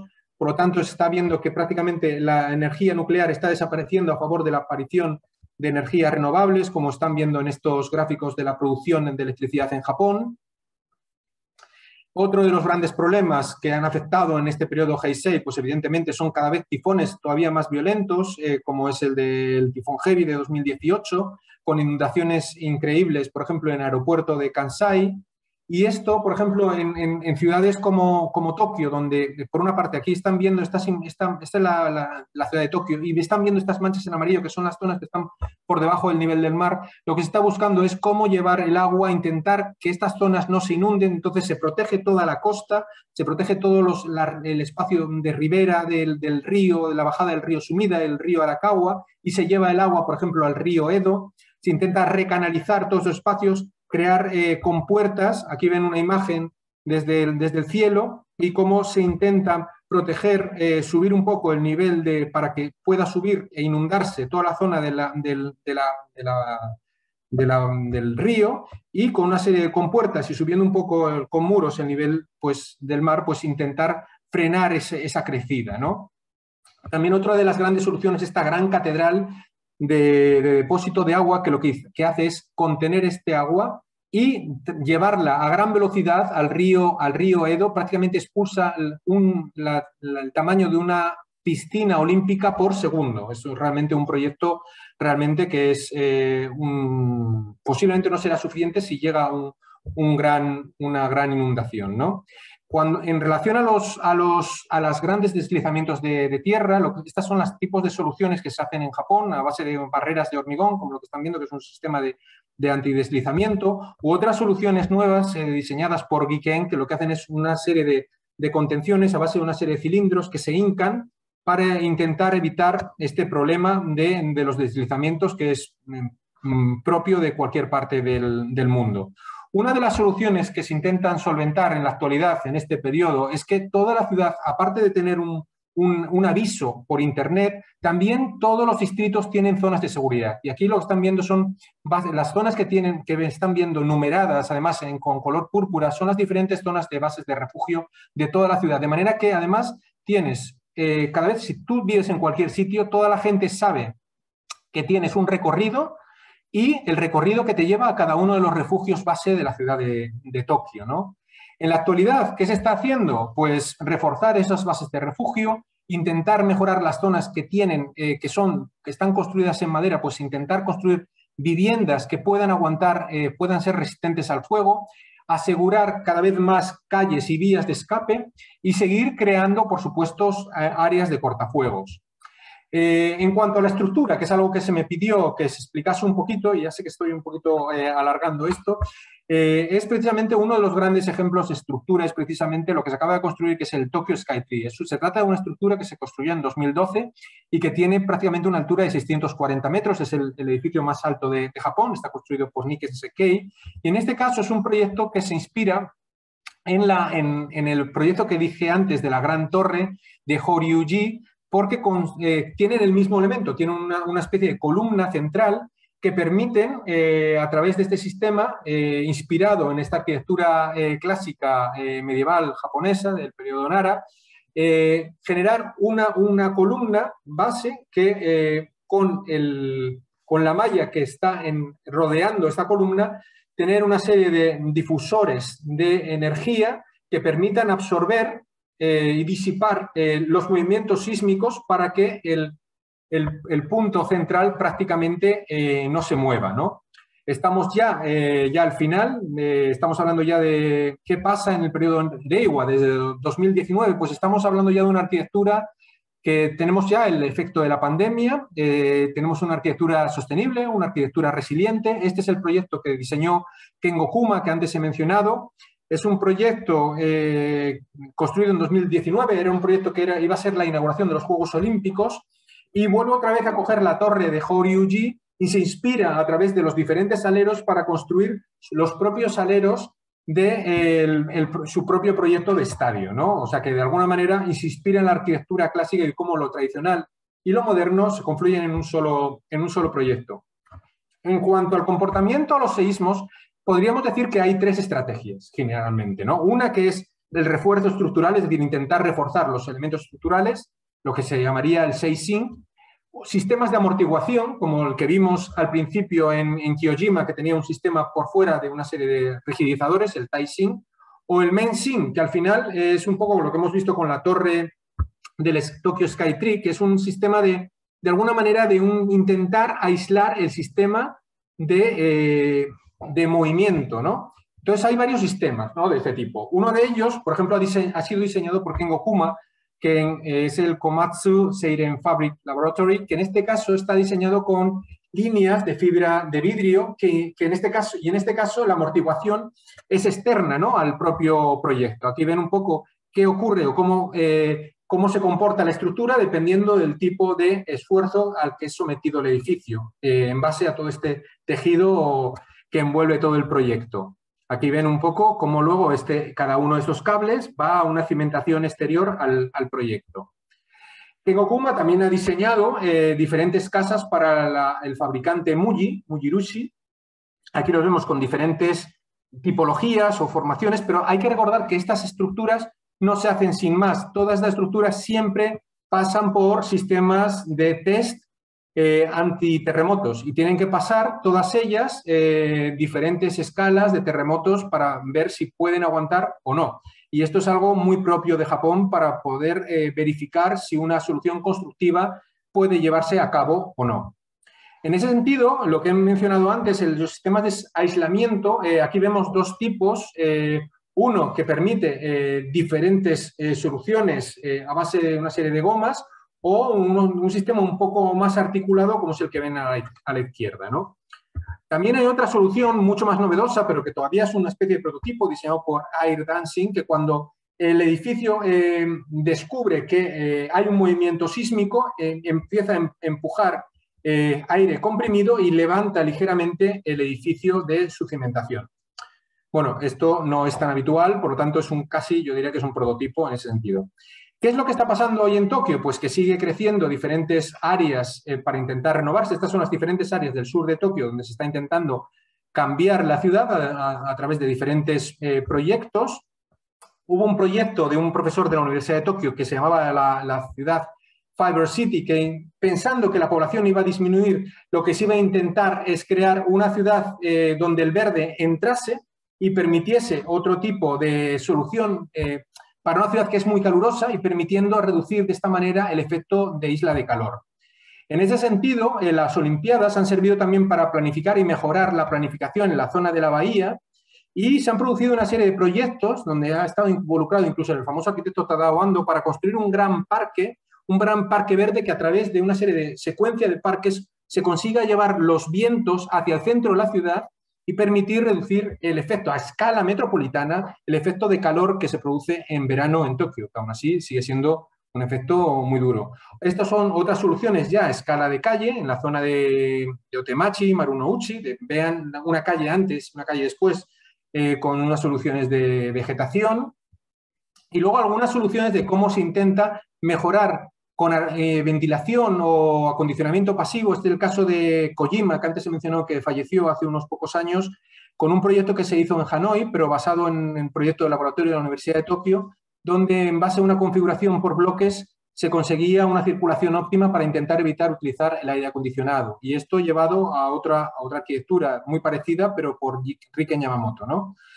¿Qué se hace con todo esto? Pues ya para terminar, pues solo decirles que esto no solamente se queda aquí, esto luego se convierte en talleres internacionales, en este caso los que he podido organizar con diferentes universidades japonesas. Este es un taller que hicimos Isla Tokio o Islas como Laboratorios para el Cambio Climático en Tokio, con alumnos japoneses y alumnos de la Universidad de Las Palmas de Gran Canaria, en un proyecto que fue presentado, que nos ayudó Kengo Kuma, aquí lo vemos en una reunión, y antes de la pandemia, pero con críticas por internet, y fue una exposición que se abrió en 2019, antes de la pandemia, en la Embajada de España en Tokio. Luego también hicimos otro proyecto en la Bahía de Tokio, en la Isla de la Basura, para hacer una isla de futuro, y con estos alumnos, en este caso de la Universidad de Tokio, Rikai Daigaku, pues también hicimos una exposición, en este caso en Las Palmas de Gran Canaria. Y luego los alumnos de Tokio vinieron a Las Palmas de Gran Canaria e hicieron una propuesta también para nuestras islas. Con todo esto, ha habido también alumnos que he podido llevar que han hecho su proyecto fin de carrera en soluciones para resilientes de cambio climático para proteger a la ciudad. Y estamos hablando al final de una intervención de más de 177 estudiantes que han trabajado en 93 proyectos en Japón en estos últimos años, ¿no? Bueno, pues con todo esto, muchísimas gracias por su atención. Disculpen que solo quería que fuese una hora, pero al final ha sido un poquito más, 1 hora y 20 minutos. Espero que haya sido de su agrado y muchísimas gracias por haber tenido la paciencia de estar conmigo en esta presentación. Muchas gracias. Muchas gracias, doctor Taira. Aquí tenemos varias preguntas, muchos comentarios, y estábamos viendo en el Facebook que participaron bastantes estudiantes de universidad. Eso es muy bueno. Entonces, le voy a estar leyendo las preguntas y si algunas personas quieren que hacerle alguna otra pregunta, con mucho gusto. La primera pregunta es, el señor Lester pregunta, ¿cuánto medían estos santuarios por el espacio de las cosechas y de la cultura de los dioses? Creo que fue en el inicio cuando usted estuvo explicando sobre los santuarios. Vale. Tendría el santuario, la medida exacta no te la puedo decir. El campo tradicional tiene una cuadrícula aproximada. La clásica en Japón es de unos 500 por 500. De todas maneras, hay que decir que todos estos campos de arroz o estos campos de agricultura no son muy amplios porque Japón, como decía antes, no tiene grandes superficies planas o planicies para poder tener agricultura. Además, añadir que estas planicies principalmente estaban además en la zona próxima a la región de Kioto y Osaka, básicamente.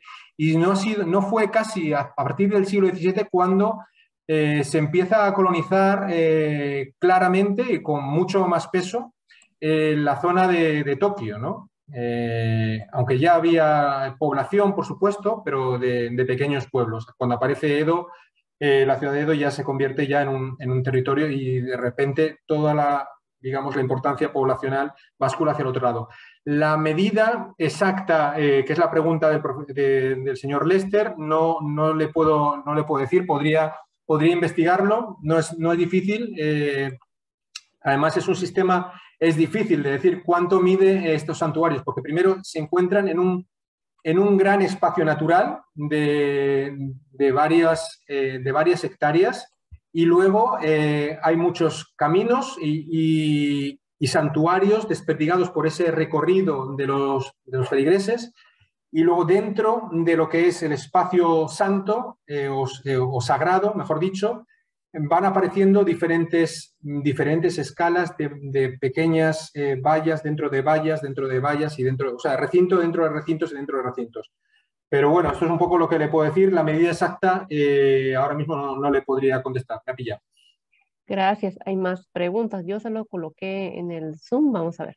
Los materiales de estos castillos, cuando usted mencionó sobre los castillos de Japón, como Imei, dice, tal vez es Himeji, ¿de qué Himeji, sí. estaban construidos? Bueno, la base de todos estos proyectos tiene una parte importante de piedra, ¿vale? Toda la base, lo que decía antes de cómo el sistema laberíntico, de cómo se adecua a las diferentes zonas de alta montaña o de media montaña a nivel estratégico, siempre son a base de piedra. Este tipo de piedra también se puede ver en el Palacio Imperial, que se encuentra en la ciudad de Tokio, en el centro, o en el castillo de Nijoyo. Sobre él se levantan estructuras de madera, ¿vale? Y esa es la estructura de madera. Luego hay otros materiales, por ejemplo, las tejas son de cerámica, ¿vale? O sea que luego hay otra serie de materiales que revisten e intentan evitar los incendios, pero aún así la base estructural es madera y por lo tanto en la historia de los 250 primeros años por ejemplo, del Palacio de Edo, pues se vino abajo por fuego más de 3 veces, a pesar de haber varios fosos con agua, etcétera, ¿no? Ay, perdón, doctor. En este caso hay esa pregunta de los incendios, dice si fueron por causas naturales o descarga de relámpagos o creados por los humanos, pregunta. Muchas veces estos terremotos fueron generados en el interior de viviendas, ¿vale? Por cocinar dentro de casa. Como las viviendas había una alta densidad, cuando se movía y había fuego dentro de las viviendas y se movían estos fuegos, rápidamente, en momentos donde hay vientos, rápidamente se llevaba de vivienda a vivienda y prácticamente era muy difícil pararlos. El caso del primero que he mencionado, el caso del fuego de Meireki, es una historia, casi una leyenda, ¿no? Y es la leyenda de una mujer que, enamorada de un hombre, se hizo un bonito kimono, ¿no? Resulta que la mujer nunca volvió a ver a su amado platónico y finalmente murió. Y entonces los padres donaron ese kimono y se lo llevaron a un templo. Lo cierto es que cuando el templo quemaron el kimono, y por eso se llama el incendio del kimono de mangas anchas, se levantó un gran fuego y prácticamente arrasó toda la ciudad. Y esa es un poco la leyenda negra de ese incendio de Meireki que he mencionado, fue el primero que mencioné en la presentación de hoy. Muchas gracias. Sigamos con las preguntas. Qué bueno que hay mucho interés. Me alegro mucho. Déjeme ver dónde nos quedamos. Aquí está. ¿Por qué se le contribuye al primer premio Pritzker, así se dice, a esa Gimnasio Nacional de Japón que usted mencionó? Vale, voy a decir, el premio Pritzker, que es el premio, no es un premio a la arquitectura, es un premio a toda una carrera. Es el Kenzo Tange. En Kenzo Tange es una figura en la que confluyen muchas cosas. Es el primer arquitecto de fama mundial japonés y representa un poco el arquitecto comprometido, un arquitecto por una parte racional, pero al mismo tiempo un arquitecto de gran innovación, donde no solamente sigue los preceptos de la arquitectura del movimiento moderno, sino además busca en continuas discusiones con su equipo de metabolistas japoneses cuál debe ser la arquitectura japonesa. Y muchas veces la discusión es si tendría que estar inspirado en la arquitectura Yomon, prehistórica Yomon, o la arquitectura Yayoi. Es decir, que esas son las discusiones vernaculares donde, fíjense, los arquitectos japoneses no querían copiar el movimiento moderno, querían, entendiendo el movimiento moderno, entendiendo la técnica del movimiento moderno, entendiendo la tecnología del movimiento moderno, cómo construir con los nuevos materiales y la nueva tecnología una arquitectura propia de Japón, con sus propios valores, con su propia forma de entender. Y esto es un poco lo que consigue Kenzo Tange, sorprendiendo a todo el mundo. No solamente en obras magistrales como el edificio de Yoyogi que hemos visto antes, que prácticamente es una de las grandes obras maestras de este arquitecto, sino también porque además no solamente se restringe a una escala pequeña, la escala es monumental del estadio, pero la escala de 40, imagínense, 40 kilómetros de proyecto en medio de una bahía, calculando con un equipo multidisciplinar la estructura, los cantos, el cálculo incluso de presupuesto de cuánto costaría ejecutar un proyecto de este tipo. No se trata solamente de imaginar, sino cómo, poniendo los pies en la tierra, cuánto y cómo se podría hacer este proyecto. Y eso es muy interesante. ¿Por qué? ¿Por qué plantea construir? Y esto no me dio tiempo a explicarlo, ¿no? ¿Por qué decide plantear una ciudad que es más fácil de crecer, porque es una ciudad en línea, en medio de la bahía? Pues precisamente por lo difícil que es planificar en una ciudad como Tokio, donde hay una gran cantidad de propietarios. Como ustedes saben, si ustedes quieren hacer un plan nuevo, siempre hay que tener en cuenta los propietarios antiguos con los propietarios nuevos, y en caso de Japón es muy problemático porque tienes que trabajar. Primero, las parcelas son muy pequeñas y hay parcelas que uno es dueño de la casa, hay veces que otros son dueños de la vivienda y hay otros que son los que viven dentro de la vivienda. Entonces, lo que llamaríamos el A, B y C. Pero hay veces que una parcela es AAA, es decir, el mismo dueño de la casa es dueño del edificio y vive también en él. Y, o sea, que imagínense todo esto en pequeñas viviendas. Pues todo esto a una escala de 14 millones, 120 millones de personas, resulta muy difícil intentar llegar a construir algo a gran escala en la ciudad de Tokio. Y por eso el primer planteamiento de Kenzo Tange es decir, bueno, pues vamos a olvidarnos de intentar intervenir en el centro de la ciudad y vamos a salirnos fuera, justamente en la bahía como ámbito de crecimiento, porque de alguna manera la bahía sigue siendo una zona donde está ligeramente protegida de grandes tsunamis. Hay gente, cuando en 1964 Kenzo Tange estaba haciendo ese proyecto del gran estadio, con esa estructura casi colgante, fue el momento también donde se hicieron las grandes autopistas sobre toda la ciudad. Por lo tanto, hay gente un poco malintencionada a lo mejor, pero dicen que el único gran monumento que hicieron los metabolistas fue la red de autopistas que teje la ciudad de Tokio, que fue terminada en 1964.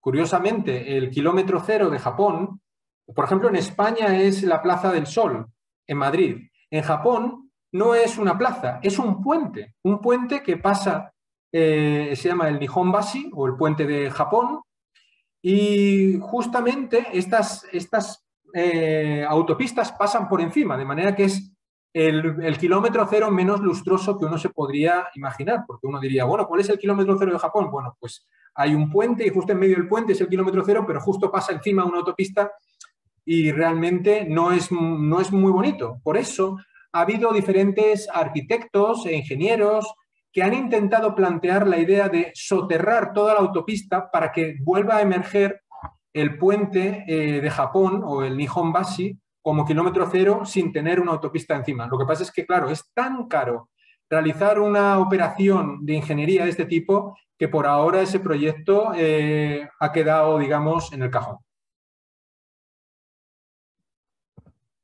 Muchas gracias. Vamos a ir a otras preguntas. Vamos a ver. Para usted, ¿qué es la arquitectura moderna y cómo influyó en la sostenibilidad de Japón?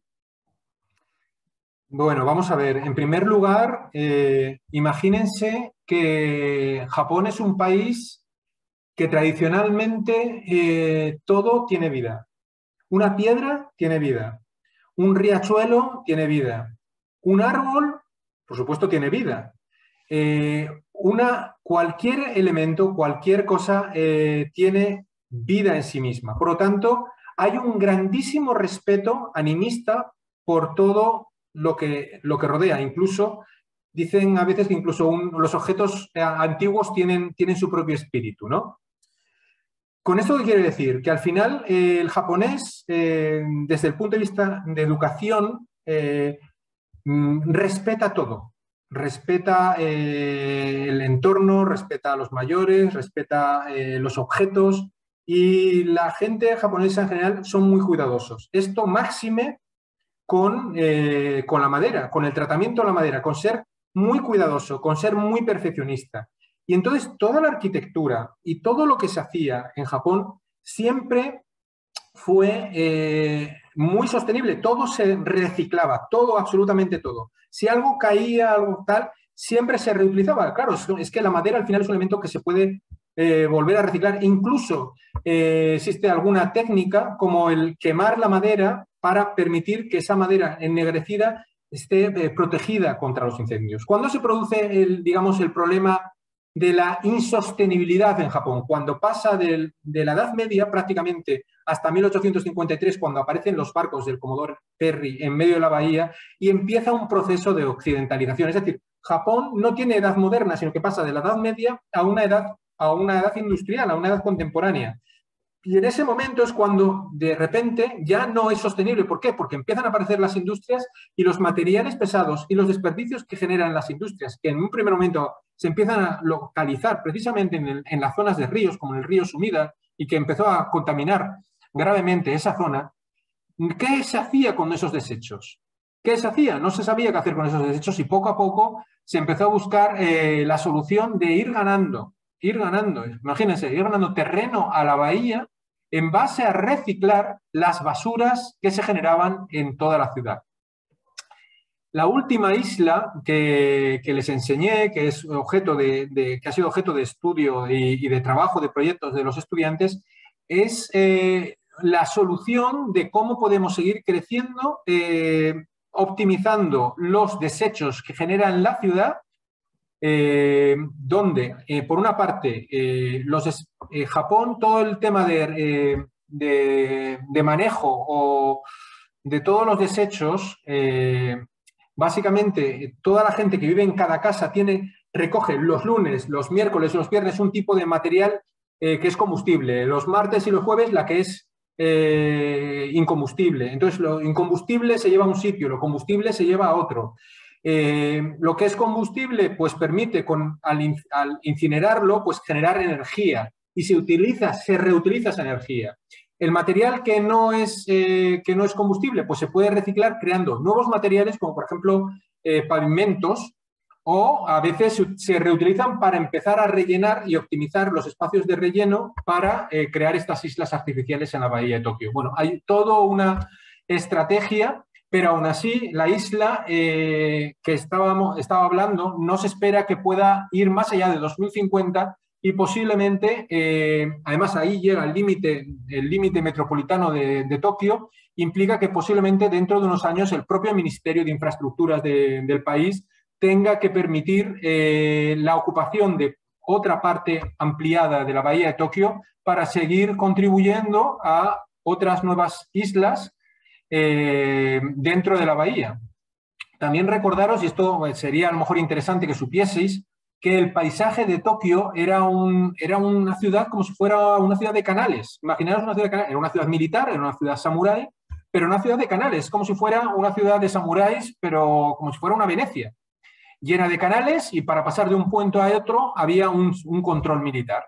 Entonces había un sistema férreo del shogunato y realmente cuando cae el shogunato y empiezan a aparecer los coches, poco a poco se empiezan a tapar esos canales y bueno, es una pena, pero bueno, es otro paisaje. Algunos de los canales se mantienen porque tienen una dimensión imposible de ocultar, pero bueno, es algo realmente que cuando tenga otra oportunidad, pues podré hablarles con otra presentación de esto, ¿no? Muchas gracias. Tenemos la última pregunta. Yo tengo una duda. ¿Los sistemas constructivos que utilizan actualmente siguen siendo el sistema de hormigón armado o ya Sí. utilizan otro método? No, vamos a ver, el hormigón armado, por supuesto que se sigue utilizando, creo que es pero ahí se están buscando también muchas veces soluciones híbridas, ¿no? Y dependiendo de la estructura. Hay veces que funcionan mejor soluciones, por ejemplo, de estructura metálica, a veces que se utilizan soluciones híbridas, últimamente, sobre todo por temas de sostenibilidad, soluciones híbridas metálicas con madera, y por supuesto hay soluciones de hormigón armado. Lo que pasa es que el problema del hormigón armado, si no se garantiza la flexibilidad de la estructura, sobre todo en grandes estructuras donde se pueda disipar los esfuerzos generados por los terremotos que se producen prácticamente 2 o 3 a la semana, y algunos de ellos muy reseñables, es un sistema que sin planificación puede ser muy frágil. Lo que es muy importante es que en cuanto a los elementos de resistentes en una estructura de hormigón armado, es que tiene prioridad los elementos verticales, sobre todo los soportes, los pilares y las pilastras tienen que tener una dimensión mucho mayor que los elementos de forjado para intentar mejorar el comportamiento al seísmo y que, bueno, pues que pueda resistir mucho mejor al impacto, no solamente a veces de los terremotos, sino también del viento, que también es muy importante, como lo hemos visto en el tema de los tifones. Muchas gracias. Tenemos otra pregunta, la última creo que es, pregunta, Guatemala tiene 40 kilómetros cuadrados de montañas, caso contrario que Japón. Nuestra población es dispersa y tenemos riesgos similares que en Japón, excepto por el tsunami, pero tenemos inundaciones, desbordes de ríos y huracanes. Uh-huh. Vamos a seguir. ¿Cuál sería desde su perspectiva que las universidades deben de innovar y estar el conocimiento a los nuevos arquitectos y nuevos talentos en Guatemala para innovar ante los nuevos desafíos del cambio climático? Siempre he pensado que el lugar donde se innova es en la universidad. Las universidades tienen que ser al mismo tiempo no solamente centros de producción de excelentes arquitectos, por supuesto, sino también siempre tienen que ser centros de innovación y de investigación, donde surjan patentes, preparar no solamente a profesores, a grandes y buenos profesores, sino también grandes investigadores al mismo tiempo.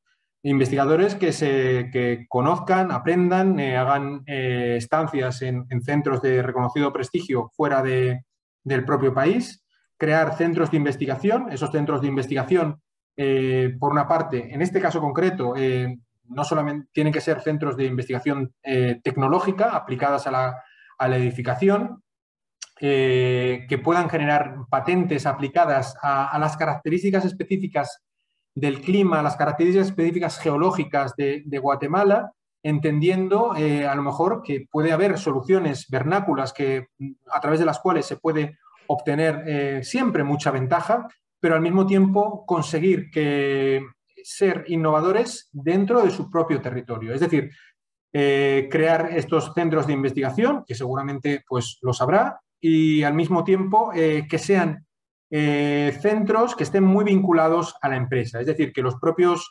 profesores consigan, a través de estos investigadores y otros investigadores, estudiantes que pasan a estos centros de investigación, crear spin-offs o empresas que salen de innovación tecnológica y que podrían pues hacer otro tipo de innovación, o sea, otro tipo de vida, no solamente construir edificios, sino desarrollar productos, ¿no? Desarrollar productos que permitan innovar y enfrentar a Guatemala al cambio climático, a la ciudad que viene, a una ciudad que tiene que solventar muchísimos riesgos y aprender de los países que ya se han enfrentado históricamente a estos problemas, en base también a una actitud que no solamente es la tecnología, es que también otro de los aspectos que son fundamentales es entender que el pueblo japonés en ese sentido tiene una ventaja importante, que es el entender el valor del grupo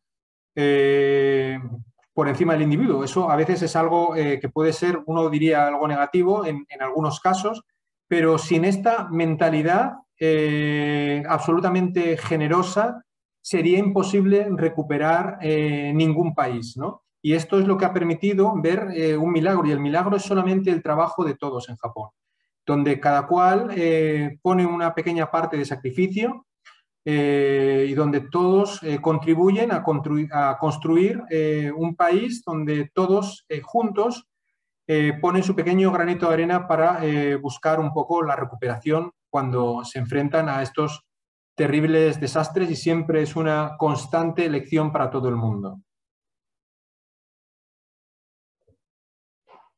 Muchas gracias.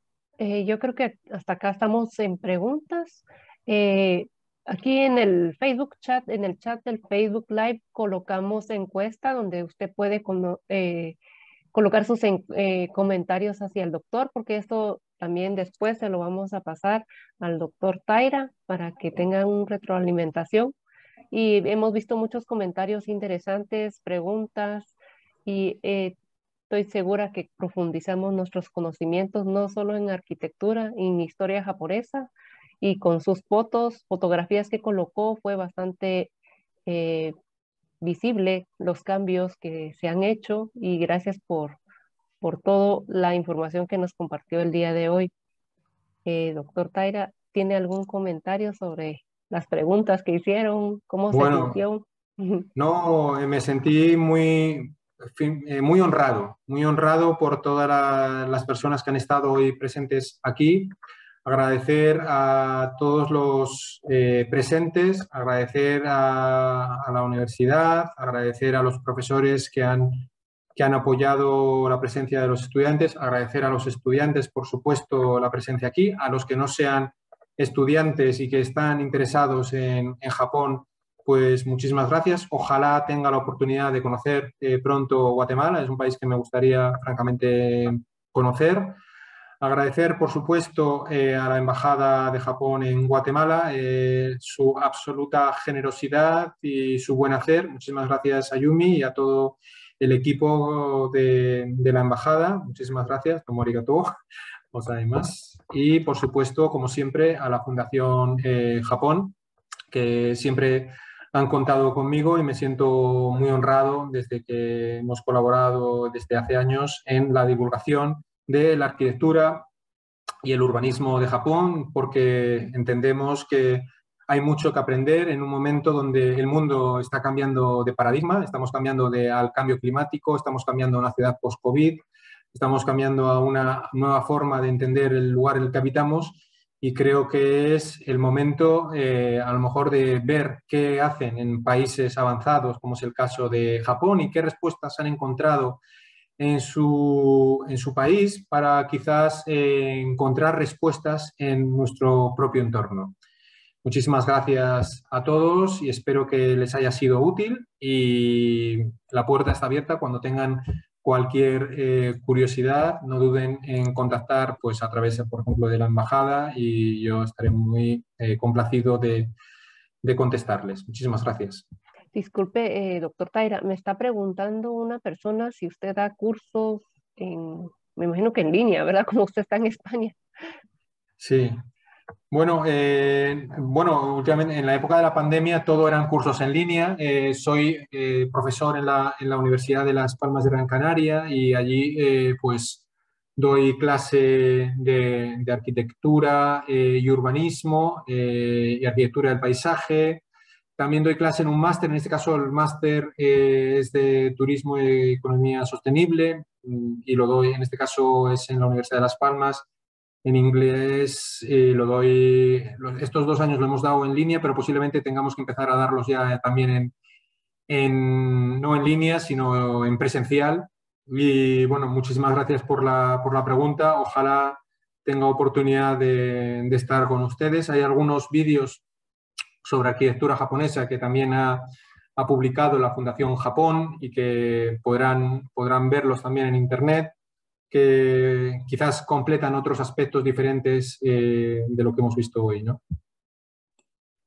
Muy amable. Entonces, aquí finalizaríamos la conferencia. Muchísimas gracias por enriquecernos de conocimiento el día de hoy.